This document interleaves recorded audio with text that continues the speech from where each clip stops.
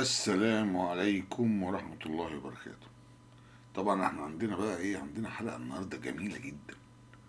ازاي تستفيد من البطيخ، يعني افضل استفادة من عصير البطيخ، ومن القشر بقى او اللحم بتاع القشر البطيخ. حلقة هتشوفوها، حلقة جميلة جدا. تمام. وبياخد البطيخ بيعصره ويصفيه من البذر، ويصفيه من الايه من ال من ال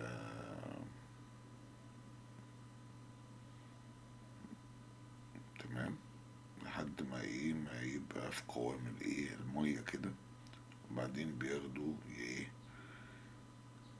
يوديه على الحلة، على الحطب، يغلي بقى كويس لحد ما يتطهر. تمام. نبدأ يعبيه بقى في برطمانات زي ما احنا شايفين كده، زي بتاعت الكاتشب كده. تمام. ده عصير البطيخ. هيعبيه ويحط الغطا عليه، عليه اللوجو بتاع بتاع الشغلانة. وتمام التمام.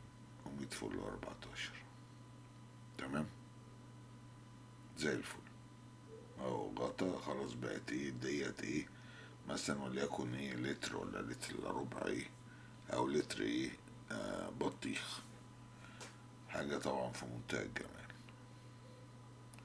بعد كده بقى بياخدوا البطيخ دوت، ينضفوا القشر بتاعه من بره. يعني يشيلوا القشر عن عن لحم لحم البطيخ، او لحم القشر يعني. تمام. اللي هو واضح قدامنا دوت بيتقطع. حلو. ده هيحولوه بقى زي زي كده. لو تعرفوا، عارفين الحلويات المجففة، حاجة شبه كده. هي طبعا في الأول قطعوه. بعد كده هيسخنوا مية ويحطوا فيها كربونات، عشان خاطر ي- ايه يغلو. يعني لو في أي وسخ، أي حاجة آه ت- ايه تنزل.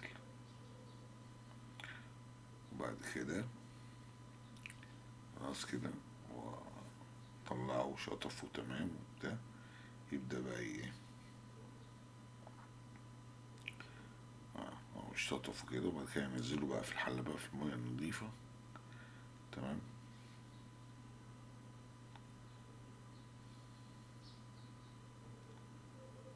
ايوه، ايوه. بصوا بقى بدأ استوى بقى، عامل زي زي الحلويات اللي هي الفروتو بتاعت زمان، لو فاكرينها.